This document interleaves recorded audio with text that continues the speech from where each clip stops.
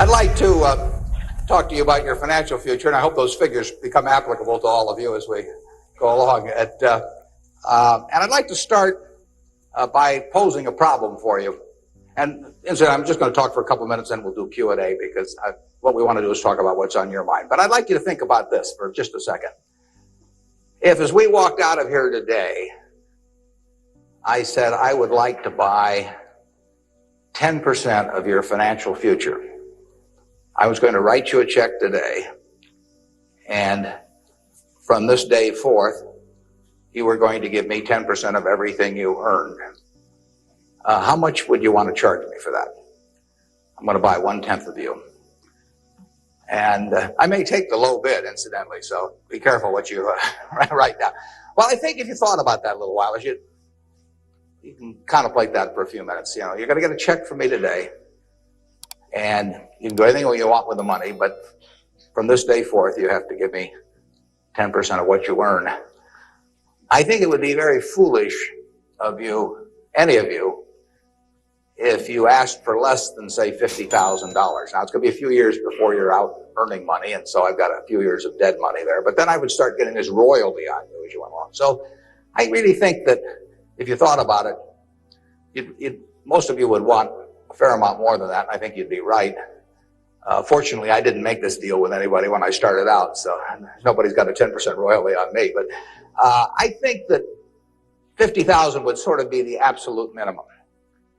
And if you think about that, that means that right today, you are worth $500,000, because if 10% of you is worth $50,000 in cash today, your potential is worth a minimum on a 100% basis of $500,000. That is the big financial asset you've got. It's way more important what you do with that $500,000 asset that you own today than whether you decide to buy stocks or bonds, or whether you put your money in a mutual fund or pick your own stocks or anything of that sort. The biggest financial asset that you have going for you by miles is the value of your own earning power over the years. So that's really what you should focus on. If you're focusing on your financial future, that means you should focus on you. Because whether your 10% is worth $50,000 or $100,000 or $300,000, which would be $500,000 or $1 million or $3 million for all of you, whether it turns out to be one or the other is really dependent in a very large part on what you do in the next few years. All of you in this room have the brains to do extremely well in life. You've all got the energy to do extremely well in life. And then the question is, how do you apply it? If you've got a 200 horsepower motor, do you get 200 horsepower out of it? Do you get your full potential, or do you get 100 horsepower or 50 horsepower?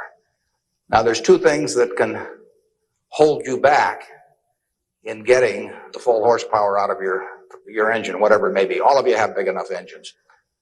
And one of those is a lack of education, but that probably isn't going to happen to very many people in this room. If you did have a lack of education, if you didn't have a chance to get a decent education in life, it wouldn't make any difference what that potential was, because you'd never unlock it. But the second most important thing, and equally as important, is in terms of the habits that you develop, in terms of what you do with yourself. When we hire people, we look for three qualities.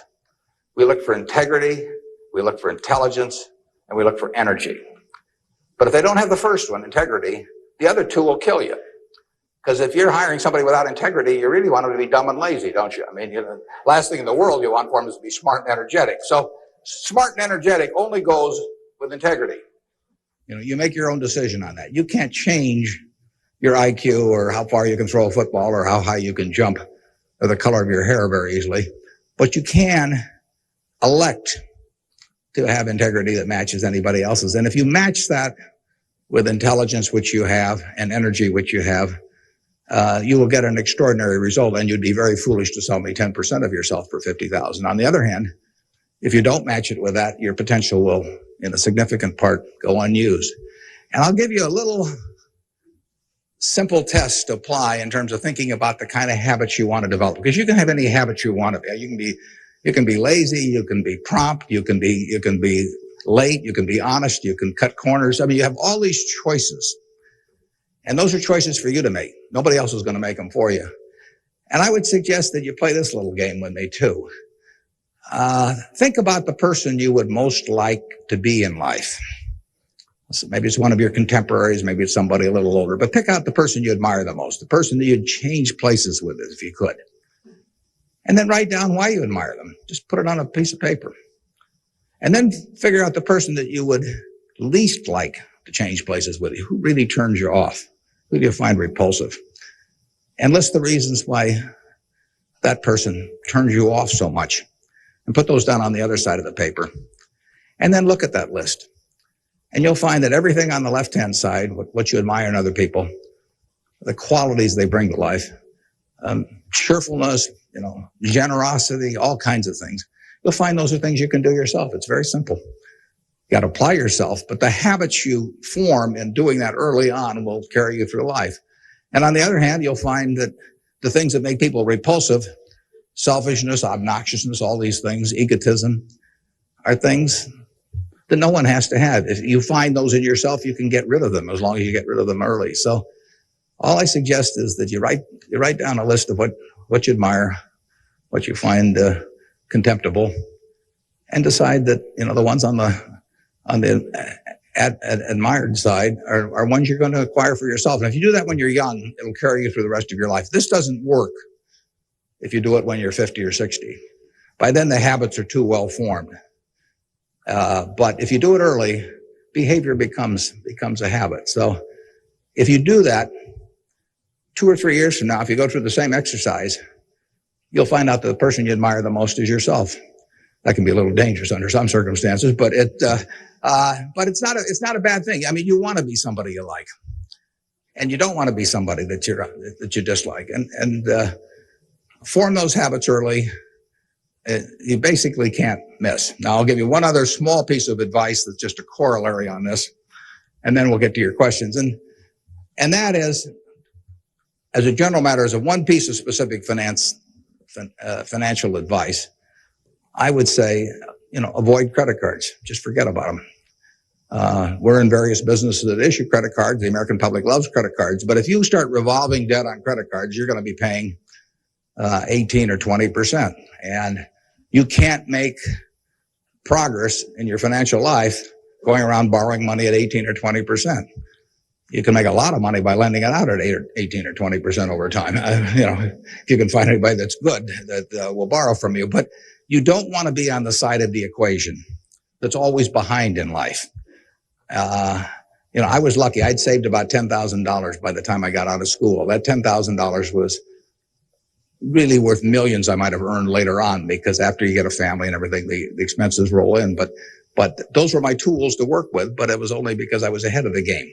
If you're behind the game by $10,000 at some point and paying 18 or 20% interest on it, you will never, you'll never get out of it. So the trick, I've got a partner that says, all I want to know is where I'm going to die, so I'll never go there, and that's true in financial matters as well. You want to figure out where you don't want to be ahead of time and avoid that. And I get about a dozen letters a day from people who are having terrible problems. And there are 2 reasons why they have terrible problems. One is a number of them have had health problems of some sort. I mean, they have really been hit by or somebody in their family has been hit by some kind of catastrophic illness. And that is it's a terrible thing to happen to any family. And they run up bills they can't pay. And really only society can solve that one, in terms of protecting people against that. That's just plain bad luck. But the other one is from people who run up credit card debt, and they're facing bankruptcy, or they've been through bankruptcy once before, and they owe a whole bunch of money, and they can't even pay the interest, let alone pay any principal. And half of my letters come from people like that, and that problem is avoidable. Catastrophic illness is not, but credit card debt is something you bring on yourself, and it's way better. It's way easier to stay out of trouble than to get out of trouble financially. And I will guarantee if you run up big credit card debts, you will be in trouble probably the rest of your life in terms of your financial situation. On the other hand, if you get ahead of the game, even it's on a very modest scale, so that money is coming in from investing, and people owe you money or equities owe you ownership, you'll be way ahead of the game compared to paying it, paying your creditors every month. So my advice to you is, if you can't pay for it, don't buy it, and get yourself in a position where you can pay for anything. And then we'll be glad to see you at Borsheim's or the Nebraska Furniture Market. Now let's have some questions. Do we have a mic out there that people can either go to or that travels around, or anything that's on your mind? Ask about. Don't be bashful. How would you advise people who aren't necessarily going into a career field in which you would make a large base salary, such as like medicine or something like that, maybe performing arts or music? How would you advise us to keep up financially with the rest of the world? Well, it is true that a market system does not pay as well in some activities as might seem appropriate for the importance of those activities to society. Just take teaching, for example. I mean, teaching does not pay well. And what could be more important? I mean, you've got to be as interested in who the teachers of your children are as who your accountant is, or, whatever, or who's winning the heavyweight title of the world, or that sort of thing. But it doesn't pay well. And it's a fundamental choice, whether you're going to go into something. For many people, it'd be a fundamental choice whether you're going to go into something you love or something to try and make a lot of money. I think that generally it pays to go with what you love. I think that it's very hard to find people when they get to be my age who say that they've loved what they've done all their life and feel it was very worthwhile, but they're terribly sad they made that choice because they didn't make a lot of money. I don't think anybody's ever said that to me, that they wish they'd gone into something else where they were uncomfortable doing it or didn't enjoy it, didn't feel very productive, but made a lot of money. So I don't think you'll find that. So I would go to work in whatever turns you on. It may turn out that it'll be more profitable than you can think, but almost everybody here will make enough money, unless they get some terrible habits along the way, to do reasonably well. And doing reasonably well in this country really is pretty darn good. I mean, it's not necessary to have huge amounts of money in order to enjoy yourself. I enjoyed myself when I had my $10,000, and I live in the same house that I lived in when I had about that. I bought it 41 years ago. I liked the house then. I like the house now. I mean, if you think about it, if you have a reasonable job, you'll be eating at McDonald's and I'll be eating at McDonald's. So we're to push on food. I mean, in fact, I hope it's Dairy Queen, actually. And and if you come to Dairy Queen, you'll see me. And you can order anything on the menu I can order, and we both can afford it. You'll wear the same clothes I wear. I'll pay more for my suits, but as soon as I put them on, they look cheap on me. So we'll look about the same. And we'll both live in the same kind of houses. I live in that house from 41 years ago, and it's warm in winter and it's cool in summer and it's comfortable. And you'll live in a house that's similar. And what difference does it make if you have 50 more rooms or guest houses or all that?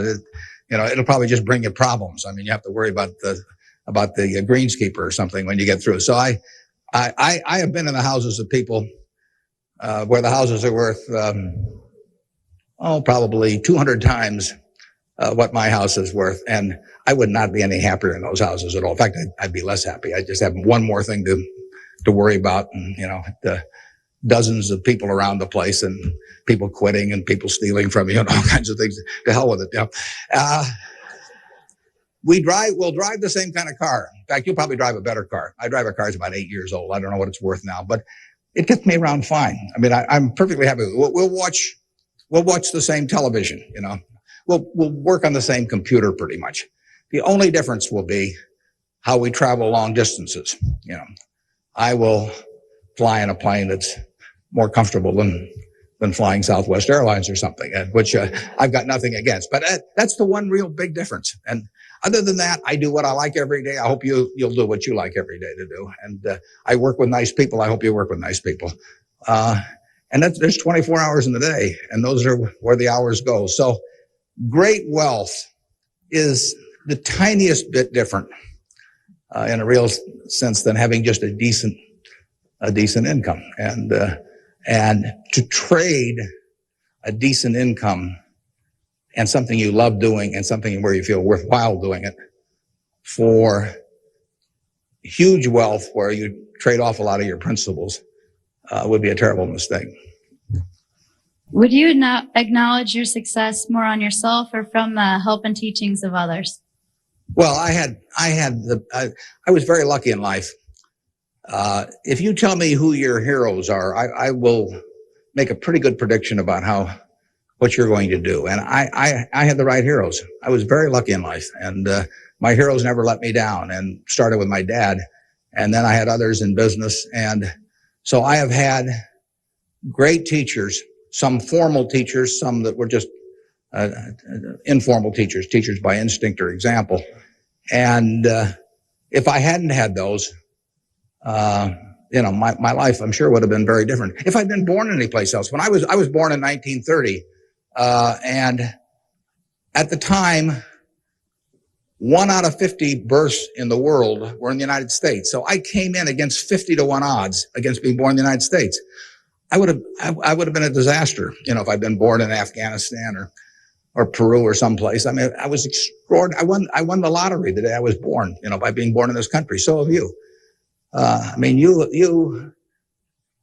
The odds were probably 40 to 1 against you being born in this country. And it were 5 times more likely to have been born in China, or 6 times, or 4 or 5 times more likely to have been born in India or some other place where it would not have been as easy to exploit the full potential of your talent. So we've all won the lottery in that respect. And that's just plain luck. And I was lucky to be born at this time. Capital allocation is something that pays off extremely well in this society now, but it doesn't pay off in other societies, and it didn't pay off, many years ago. My friend Bill Gates says that if I had been born a few thousand years ago, I'd have been some animal's lunch. I can't run very fast, and I can't climb trees, and I just happen. Those are talents. Nobody asked me to climb trees now, but there was a time when it might have been important. And incidentally, Bill would have been some animal's breakfast. He can't run so fast either. But in any event, we are lucky. Just imagine being born a couple hundred years ago with exactly the same talents and how far they would have taken you then. The average person today lives so much better than the richest person lived 100 or 150 years ago. So I'm lucky in that respect. I'm lucky to be born of terrific parents. I was lucky to be raised in Omaha in a great public school system. I got to start here in the first 8 grades. That gave me a foundation that later, when I went off the track a few times, carried me through, because I had a terrific grade school education right here in Omaha at Rose Hill. And one of the reasons I had it, incidentally, is kind of unfortunate, but I had that great education in part because women were being enormously discriminated against. And so a woman at that time could be a teacher, she could be a secretary, she could be a nurse, and that was about it. So you had half the talent pool in the United States limited to just a few jobs. So you had an abundance of talent in those activities like nursing or teaching, because that talent with males was spread across every form of work activity there was, but with women it was concentrated in a few areas, and that benefited me. It's kind of sad because it didn't benefit those teachers, but I was very lucky, and I've really been that way all my life. And what I do is important as, what a good teacher does or a good nurse does or something of the sort. I think that's quite questionable. It pays off enormously well in a market economy like the United States. But that's an accident. It didn't have anything to do with any innate ability of mine. Mr. Buffett, technology has been a great factor in stimulating the world economy. What are your predictions for the future of the technology industry, and what is its future role in world economy and the United States economy? Yeah, well, there's no question it's turning the world upside down. It's done it somewhat already, but it will, it's just beginning, but it's moving very fast. I met Gates on July 15th, 1991. I was out there for a 4th of July celebration with a friend and who subsequently died, Meg Greenfield of the Washington Post, and she took us down to visit the Gates family. And he tried to educate me about high tech, and he'd had better luck with chimpanzees. I mean, I was really a disaster, but he's a good teacher. But one thing he told me was that at the time, he said, you know, you've got this model in your head of the world, and your model has time and distance as very limiting factors. And he said, they aren't limiting factors anymore. He said, you know, the cost of talking to somebody around the world or getting your message in front of somebody or publishing, he said, it's going to be zero, or so close to zero it doesn't make any difference. And, you know, that was revolutionary. But it's happening already in a very, very big way. And it's just, 8 years later, and it's exploding. So high tech, information technology, whatever you want to call it, is changing the world, and it's going to change it in a very, very big way. And it'll change. I mean, that's one of the things I think about in businesses we buy. We announced the purchase yesterday of a furniture retailer in Boston, in the Boston area. And, you know, I think to myself, what effect does this new world have in terms of the internet on furniture retailing? I mean, you have to think about questions like that. The changes will be huge. I played bridge yesterday with people all over the country, but I played it with people all over the world. I just sit down on my computer and I've got some popcorn there and I'm in khakis and a sweater, and I can have a bridge game in 30 seconds with people all over the world, and no cost to it, basically. You know, that's a lot different than trying to arrange a game with 4 people in Omaha, you know, on a day when one guy wants to play golf and another wants to watch baseball. And I mean, it changes things in a huge way. We are very fortunate. I mean, it's in the degree to which the United States leads the world in this area. I mean, we have a lead. It's hard to think of who's in second place. And 15 or so years ago, this country had an inferiority complex. It'd be hard for you to remember because you weren't old enough to be around then. But in the early 80s, we were wondering whether the Germans and the Japanese were going to own everything, and that they were going to make all the steel and they were going to make all the cars and everything else, and the television sets, and we were going to flip hamburgers. That was the standard line. And just imagine in a short period like 15 years how that's changed around. In an important way, that's changed because of this information a revolution, where we, like I said, I don't know who you would name as being in second place in the world, but here's the most important industry in the world, and the United States has this incredible position, and we're moving all the time with that position. So I think that argues for a terrific future for the world over time, and I think it argues even more for a terrific future for this country. What are the best ways for youth to get started now in securing their financial future? For what to secure their financial future? For youth. Youth? Oh, well, it's not very complicated. It goes back to getting full use out of your own talents first. I mean, the difference between whether you're going to be earning X or 2X or 3X a year 20 years from now is going to be a function of how well, not how much talent you have, but how well you use the talent you already have.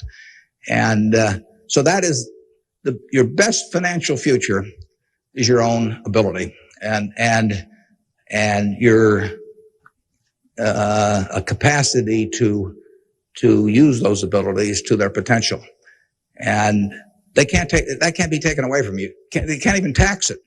I mean, most things, if you own a piece of real estate, if they double the taxes, they double the taxes, and that changes your ownership in the property, because now, in effect, the taxing authorities own more of it because they've got a greater command on the revenue stream. The same thing about almost any asset you have, but they don't tax what's in your head, and they don't tax your ability to start performing when you get to work in the morning and finish in the evening to your potential. One of the things that amazes me is how people who really do perform well just sort of jump out at you once you're running a business. When I got out of school, I thought, everybody would behave that way, but they don't. Most people sort of go through life in a sleepwalk, and if you don't, you will stand out. So the biggest thing for your financial future is yourself. Now, beyond that, it is always being ahead of the game rather than getting behind the game. It's saving a little, no matter how you do it. I mean, I delivered papers, I worked at Penny's, I sold golf balls, I had a pinball machine around. I did a lot of things that enabled me to accumulate about $10,000 by the time I got out of school. 10,000 doesn't go as far now as it did then, but having anything so that you're ahead of the game and not getting behind the game is enormously important. I mean, just, if you're going to run a 100-yard dash against a bunch of people in life, if you can figure it out so that when the gun goes off, you're 10 or 15 yards ahead instead of 10 or 15 yards behind, it's going to make an enormous difference in how that race comes out. So, having some net resources doesn't make much difference whether they're in stocks or bonds, in my view, but, and not having debt when that gun goes off when you get out of school, is a huge plus over being behind the game. And, it may come from delivering a paper out in the morning. It may come from part-time work someplace, but put aside a few dollars for yourself, so that when the time comes and you enter the workforce, you're ahead of the game and not behind. And then once you get there, don't get behind by buying a whole lot of things that you figure you're going to pay for someday while you're paying 20% interest in between. I was wondering, with the increasing costs of education today, what can students do to deal with their debts once they're out of college? Well, that's a tough one. I mean, I guess I'd pay it off as fast as I could, and I would incur as little debt as possible before that time came. And I would say this, in my experience in business, there is very little difference, if any, between a very high-priced business education and what's available for a lot less money. So I went to the University of Nebraska at Lincoln my last year in college. I went to Wharton for a couple of years before that.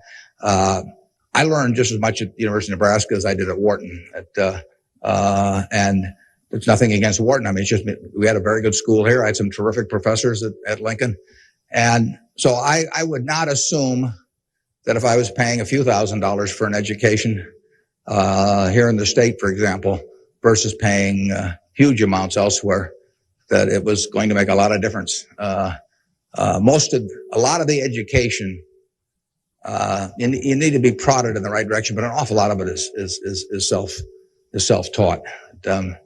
I mean, Andrew Carnegie did a wonderful thing in this country in terms of libraries, and I used to spend a lot of time at libraries. I even got locked in at the University of Omaha, what was then the University of Omaha, and I couldn't get out for hours. And one night I got so entranced with what I was reading, but there's all kinds of information available now with the internet. It's so much easier than it was then. So it's out there to be taken, and it isn't necessary to pay $30,000 or $35,000 a year to go to some big name school to get the education at all. I mean, if you're going to learn accounting, which is probably the most important course you'd take in business, if you're going to learn accounting, you can learn accounting absolutely as well, in my view, going to UNO as going to Harvard. I mean, I see, I'd bet on that. And I wouldn't run up huge bills in terms of getting a business education. Now, if you're going to get a medical education, I mean, there's certain professions where there may not be any way around spending a fair amount of money and getting in debt to some degree. You've got to make that decision yourself, but I'd certainly try to minimize it. And I would have it figured out how I would handle that debt in, say, a 5-year period after I got out of school, or I would think twice about incurring it. What advice would you have for a forming nonprofit organization? For forming a nonprofit organization? Well, I've always tried to avoid forming nonprofit organizations. Well, that would depend entirely on what I wanted to accomplish. I mean, it'd be one thing if it was a hospital. It could be another thing. There's so many types of it. So you've got to get people that are experienced and involved in an entity like that. And but it depends so much on the objective you're working at. I understand that you're very civically involved, and I was wondering how important of a quality you think that is for an individual in life and why. Yeah, well, I wouldn't say that I am that. I mean, I do certain civic things. I think your model as a citizen, for example, in Omaha would be Walter Scott. I mean, he is far more civically involved than I am, and Incidentally, his predecessor, Peter Kiewit, was too, but Walter's carried it to new heights. So I don't want to take on any mantle for that myself. I do some things. One of the problems I have is I love what I do so much that it sort of takes over. I mean, I'm like a guy that likes to play a lot of golf or something, except I like the business I'm in. But I've got a family that participates very actively. Some of my children work on almost anything that comes along in the civic area. And, in the end, people do what they want to do to quite a degree. And I think I've never talked to anybody that enjoyed working in civic activities that didn't feel it was very worthwhile after they've done it. I mean, they built something, and participating in building something is always a lot of fun. And actually you can have a good time. We have this golf tournament, for example, in September, and we raised some money for civic things, but everybody has a good time. So nobody's paying any price by doing it. I'm having a good time. The people who come are having a good time. And we get to show them off to people. But you should be enjoying things you go along. And you will if you work in civic activities that interest you. And you can do the same thing in politics. I mean, if you find political ideas or politicians who particularly you identify with, you can get a lot of self-satisfaction out of working, and you're doing something worthwhile. So I just follow your instincts on that. That'd be my recommendation. I have a question. What do you see as the biggest economic problem facing the youth of today going into the future? Yeah, I don't think that you're going to have enormous economic problems. I think you will live in a society where the average person lives better by a significant margin than the average one of a generation earlier or two generations earlier. That's been the history of this country. It's a marvelous country that way. I mean, when you think of it, we have 4.5% of the world's population, and what's been accomplished here is incredible. 53% of the value of corporations that are publicly traded in the world exists in the United States with 4.5% of the population. This country always has done well. They say in stocks that you should buy stock in a business that's so good that even an idiot can run it, because sooner or later one will. And that's not terrible advice. Well, that seems to have been sort of the history of this country from time to time. I mean, we've had all these problems that have come along. If you look back on the last 100 years and list all the problems this country's run into, you can make a very long list. And a lot of people who focused on those problems at the time have missed the bigger picture. And the bigger picture is that every generation lives better than the one before it. And that's because of savings, because savings enable people to create new tools to do better things as they go along. And it's also due to an environment that lets people realize their potential to a greater degree than most other environments in the world. It's far from perfect. I mean, it's sad how far it is from perfect, but it is better than anything else around. I mean, in this country, you don't have some commissar or something running a big business in this country. You've got a guy like Jack Welch, and a fellow like Jack Welch makes a difference of night and day in terms of the productivity of that business over a period of decades. And productivity is what causes the standard of living to rise. So a system that throws up the Jack Welches of the world to run businesses is going to have an enormous advantage over a society that does it by heredity or that does it by government edict. And we're closer to that society that I've described than any other country. And it's led to great things, and it will continue to lead to great things. So I think you've got the best future. You don't face a war, and you've got a better future in terms of achieving material rewards than any generation in history. So I wish I could trade you places. I was wondering if you could speak for Mr. Gates, were afraid of the impact on Y2K on the economy, or specifically the stock market. Yeah, well, I'm glad you gave me a chance to bring in other people, because I'm the last guy in the world understanding about Y2K. I don't know why this microphone's working. I don't know, why lights go on. Or I flip on the switch of my television set and pray. I mean, it's all beyond me. But I would say this: the smartest people I know in that area in large part, think it's going to be a non-event in this country. I can't speak for the rest of the world, but so I think you'll wake up on January 1st and find the world hasn't changed from December 31st. Now, I would say this: you might get a whole bunch of friends to write you checks for $1 billion on December 31st and then deposit them, and who knows what'll happen? You can't lose anything. I mean, all they do is bounce, and if the system gets fouled up, you might find a lot of money in your account. But I wouldn't count on it. We own a company called Executive Jet.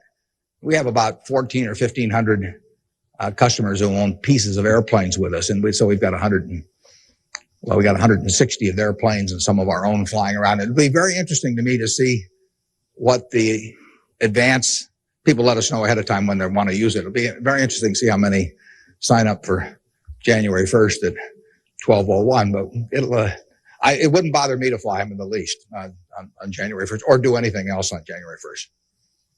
Ideally, I hope they're getting prepared to watch the Huskers play in the big game. And I was wondering, how do you decide what you invest your time and money in?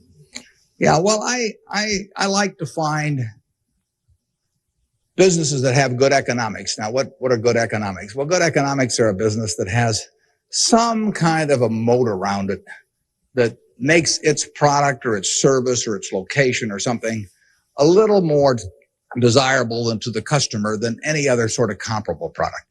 The number one candy bar in the last 30 or 40 years has been Snickers. People don't fool around with different candy bars.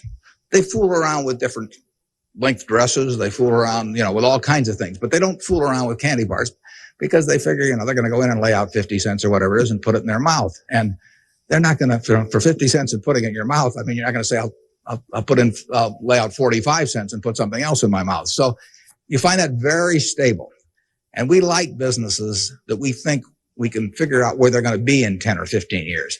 I don't know where the information technology businesses are going to be in 10 or 15 years. I know where Snickers bars are going to be in 10 or 15 years. They're going to be selling just about the way they do now. I know where Wrigley's gum is going to be in 10 or 15 years. There's not going to be a lot of innovation in chewing gum. And the internet's not going to cause people to quit chewing gum either.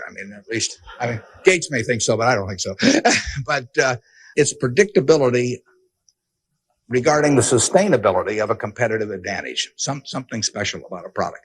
So we look for those kind of products, and then we look for people that are running the business that are honest and able.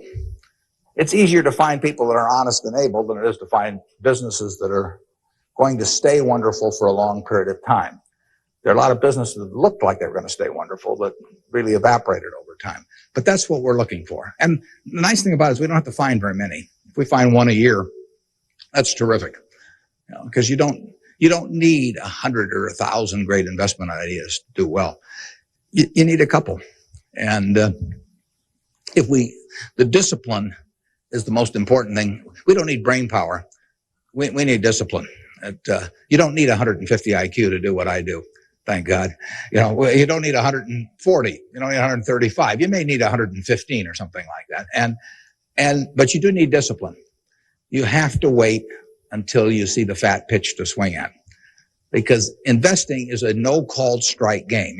If I were a baseball player and I only like pitches 2 inches above my navel, some guy could learn that and he could pitch me, 3 or 4 inches below that, and I get called out on strikes because I never find a pitch I like. You can get called out on strikes in baseball. You have to swing at pitches that you don't even necessarily like, particularly after the count gets to 2 strikes.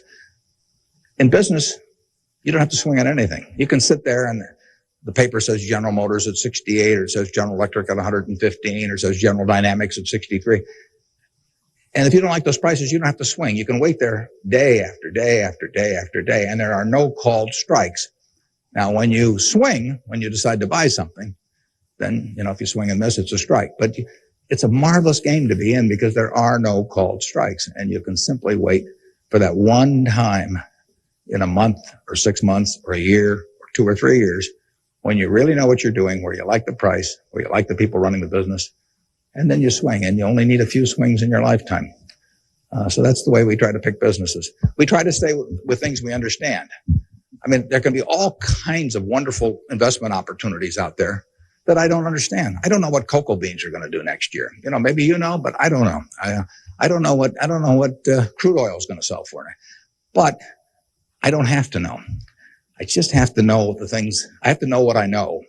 I have to know where the limits of my understanding are, what I call what my circle of competence is. And if I'm only able to evaluate 5% of the businesses in the world, no problem. I just stay within that 5% and try and find something. And most people get in trouble in investments because they get itchy. You know, they can't discipline themselves, and they hear about other people making money. Nothing upsets people so much as to hear about their friends making money. I mean, that's very destructive to discipline, because they think, I'm smarter than that guy next door, and he just bought that new car with the money made trading stocks on the internet, so why can't I? Well, the answer is you can't over time. You will lose money if you trade stocks actively. And it's hard to exercise the discipline.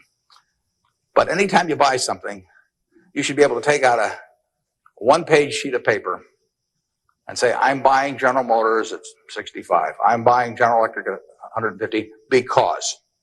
And you should write down the reasons. If you can't fill out the sheet, if it's because somebody told me about it at a cocktail party last night, that's not good enough. If it's because my broker told me about it, that's not good enough. You know, it's you've got to have a reason for thinking that it makes an intelligent investment. You do the same thing if you're buying a farm or an apartment house. If you're buying a farm, you'd say, I'm buying this farm at $1,000 an acre because I think I can earn $60 an acre on it. If corn sells at such and such, and soybean sells at such and such, and yield is such and such.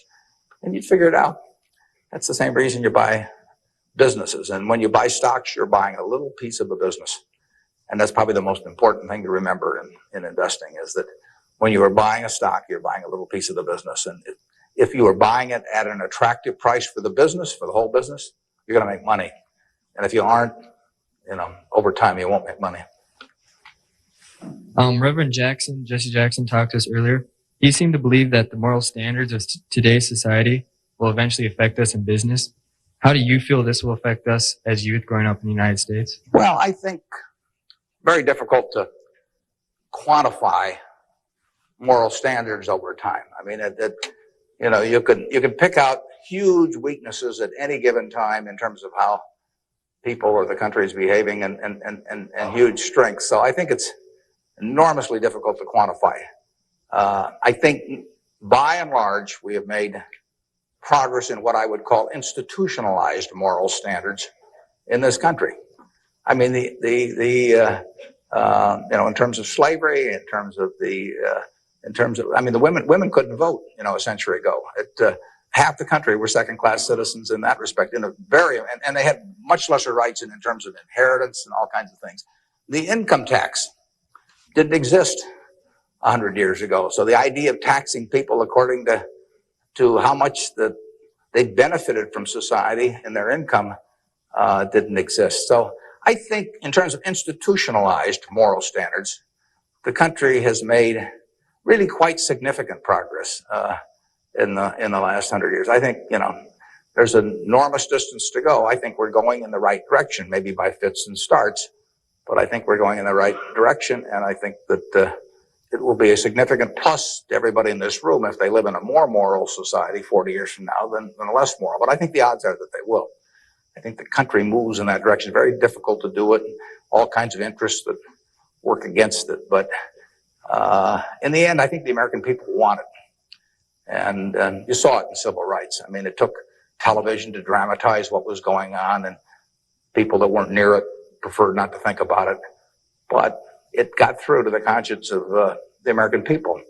And a lot of progress has been made there, and there's a lot left to be made, but it's better than it was. And the pace may seem very slow to those people involved, and I can understand that. The pace, for women's suffrage, I mean, that went for decades and decades and decades. Women couldn't be on a jury. I was reading the trial of Clarence Darrow, which took place in California in about 10 or 11. There were no women on the jury. The woman wasn't allowed to be on a jury.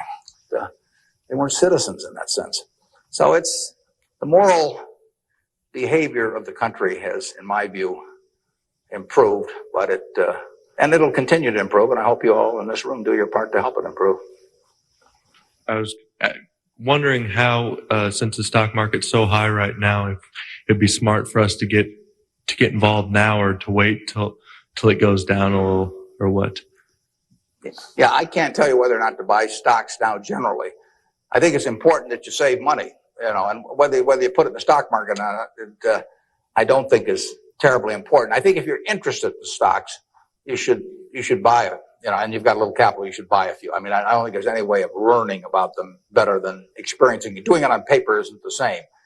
I can guarantee you, if you lose money on paper or lose real money, it's a different experience. And I think you'll learn more about yourself if you do it that way. I bought my first stock when I was 11. I was at Rose Hill at the time, and I bought 3 shares of City Service Preferred at 38, and it went down to 27, which is something I still remember, even though I was 11 at the time. And then it went up to 40, and I sold it. I made $5 on my 3 shares after commissions, and then it went to 200 and something. So, I probably remember that a little better than if I'd been doing it on paper.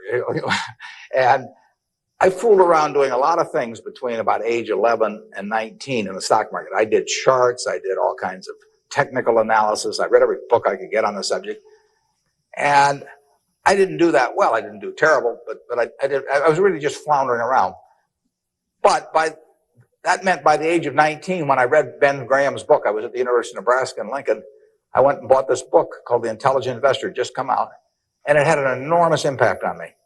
Now, if I hadn't done, in the previous 8 years, if I hadn't been all over the lot, I'm not so sure that book would have had the same impact on me. I mean, by that time, I was prepared to read Ben Graham's book, which changed my life financially in an incredible way. I mean, I wouldn't be up here today if I had read that book. But yeah, part of life is getting prepared so that when something does happen that's significant, you can grasp the significance of it and know what to do with it. And I would say that first 8 years of fooling around, even though it produced nothing financially to speak of, produced a lot in terms of getting my mind prepared for when I really did read something that made sense. So I was ready to accept it.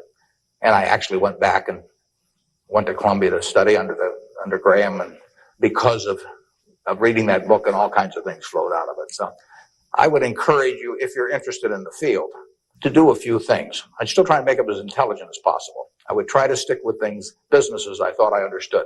I'd still get out that sheet of paper and I'd write, I'm doing this because, and just test my reasoning. And then I go back and read it a year later and see whether what you thought would be true turned out to be true. So I would always check myself. I believe in grading myself on everything. Doctors have postmortems, and they do it because they learn from postmortems. In business, people don't like to do postmortems, building plants or buying companies, and they never want 2 years later to run a check on how that decision turned out, because it can be unpleasant. But you learn from postmortems, and you don't want to learn. It's way better to learn from other people's mistakes than your own, but you got to learn from a few of your own too. And the time to do it is when you're young. My question is, to what extent do you feel that the government, with the current policies of welfare and Social Security, is it financially competent and fiscally prepared for the future? Well, I think that the country as a whole is quite well prepared for the future. That doesn't mean I would adopt every policy they have, but I think we have an enormously rich society, and it'll get richer. Everyone isn't going to participate in that. Some won't participate because of physical disabilities, others because of mental disabilities, others because of shortcomings in the education they received when they were growing up, all kinds of reasons. We have a prosperous enough society to be able to take care of those people, and we should take care of them. And how we do it so that they feel most useful in life, and how we do it so that we continue to encourage people to be more productive themselves and all that. I mean, those are not easy questions, but that shouldn't take our eye off the ball of feeling we should do something about it. I pose this problem sometimes to people. I say, let's assume that it's 24 hours before you're born. And all of you can take this test, 24 hours before you're born. And a genie comes to you.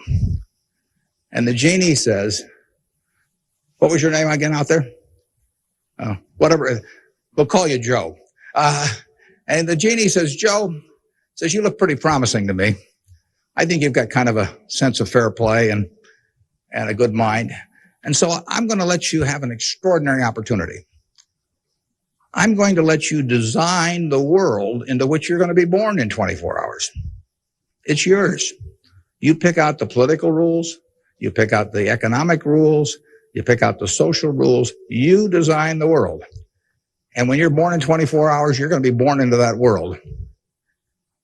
And that's the world that's going to exist for your lifetime, for your children's lifetime, for your grandchildren's lifetime.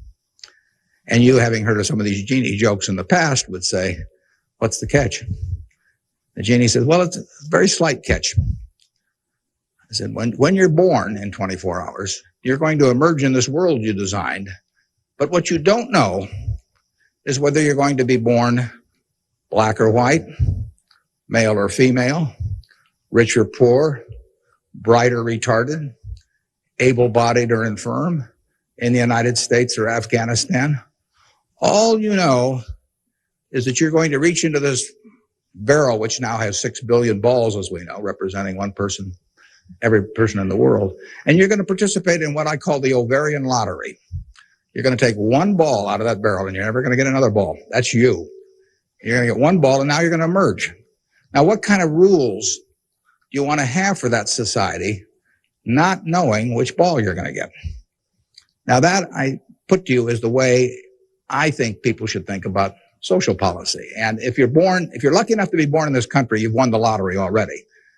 But we should have a system, in my view, that encourages the Jack Welches and the Bill Gateses and all of that to work far beyond the time when it has any economic significance to them. We want people commanding those resources who are extremely able at commanding them. That's how the standard of living moves forward. So we should want Tom Osborne coaching in Nebraska. We should want Bill Gates designing software, and we don't want to mix up those two. We don't want to get Bill coaching in Nebraska. So you want a system that gets people to their potential and puts them in the position where they can do the most good for society. But you also want a system for the people who get the wrong ball. I mean, somebody's going to get the ball, that says 80 IQ. Somebody's going to get the ball that says this disease or that disease early in life that cripples them. And we've got a rich enough society that we can take care of those people. And I think that, to get back to your question, I think that this society will move more and more in that direction. It has the capability of moving more and more in that direction as our resources and our output increases. And I think that it has the will to do that in a general way, although, like I say, there have always been lots of fits and starts. So there is no shortage in the United States of resources. There's no shortage of output. You have to have a system that encourages people to behave to the limit of their abilities and puts them in the right place. But then you have to make sure that everybody gets taken care of, too. And I wanted to know, how do you think the media affects the world economically today? Well, it's a small question. Well, what it obviously does, simply because it's moved so far technologically, is it's brought it together in a big way. I mean, I was over in China a few years ago, and I was right after the time of the women's conference in Beijing, and I was reading the Chinese coverage of that conference, and of course it had nothing to do with what was taking place, but the internet was coming in, and you can access the Washington Post or the New York Times or anything. I get the Washington Post at 9:30 here at night. In effect, I never could get it the next day through physical delivery, but by electronic delivery, I can read it.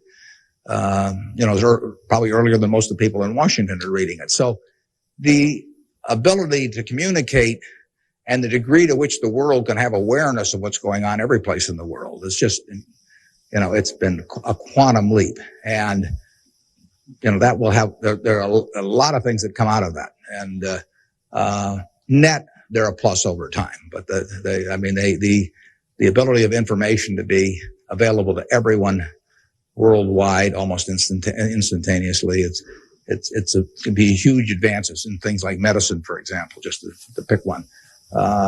So it's a net plus. It has a big effect, and the definition of media has now been expanded enormously. I mean, there were 3 television networks in in the early 1960s, and that was it. There were 3 highways information traveled electronically.